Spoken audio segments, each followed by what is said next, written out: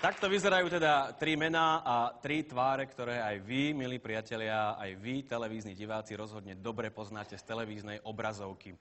My sme však pri tvorbe tohto dnešného programu radi siahli do televíznych archívov, ktoré sú naozaj bohaté a tam sa nachádzajú tiež veľké osobnosti. No a jedna tu dnes, tú jednu cenu, tú prvú, bude aj odozdávať. Tak si ju priblížme. Prešli 3-4 minúty, ja už som bola nervózna, že čo sa deje. Konečne zadýchčaný hlas režiséra mi kričí: Nora, ospravedlňuje pre poruchu na koaxiálnom kábli, ktorá nastala v dôsledku, a teraz vychrlil 10 technických výrazov a ideš. Hodil ma do obrazu. Iste viete, pocit školáka pred tabulou, čierna tma, vôbec jedno také okno som dostala, no to som vedela, že dnes opakujem tie technické výrazy, ale že niečo povedať musím, mi bolo tiež jasné. Kameramani sa už na mňa dívali, že teda čo čuším, tak som túto geniálnu vetu zo seba vyprodukovala. Vážení diváci, prepáčte nám naše dnešné vysielanie.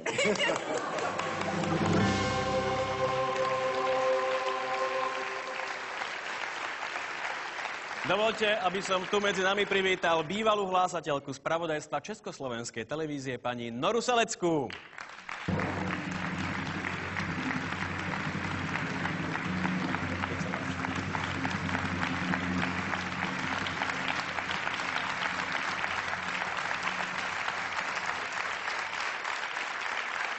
Myslím, že veľmi zaslúžený potlesk pre vás, aj keď vy ste sa priznali k nejakému takému breptíku, o vás bolo veľmi známe, že žiadne brepty nerobíte. Jednoducho, že ste naozaj spravodajkyňa, ktorá odčíta svoju robotu absolútne precízne. Je to pravda? No, vraj to tak bolo, hoci keďže nikto nie je dokonalý, tak podarili sa mi nejaké kúsky. Jeden by som povedala. Mala som správu, že Nobelovú cenu v oblasti medicíny dostáva ten a ten. Bolo to trošku zle napísané, navyše som asi veľmi spoliehla na svoju profesionalitu, tak som vyznel výsledok nakoniec taký, že som povedala: Nobelovú cenu v oblasti medicínu dostáva ten a ten.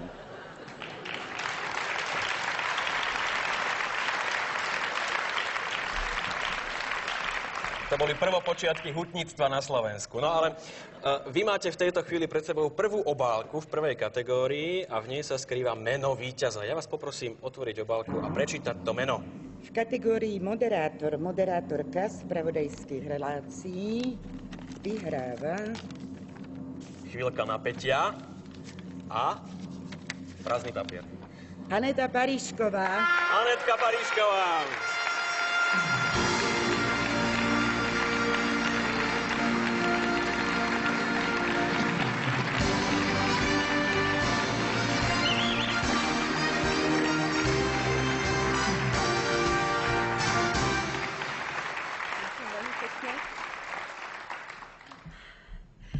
Celkom na úvod by som chcela povedať, že moderátor je len akousi špičkou spravodajského ľadovca.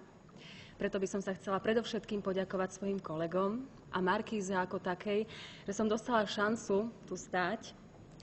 No a ďakujem samozrejme vám, divákom, ktorí ste túto šancu premenili na realitu. A v tejto chvíli tu stojím. Pevne verím, že aj naďalej zostanete vernými divákmi televíznych novín Markízy. Mám vás rada a ďakujem.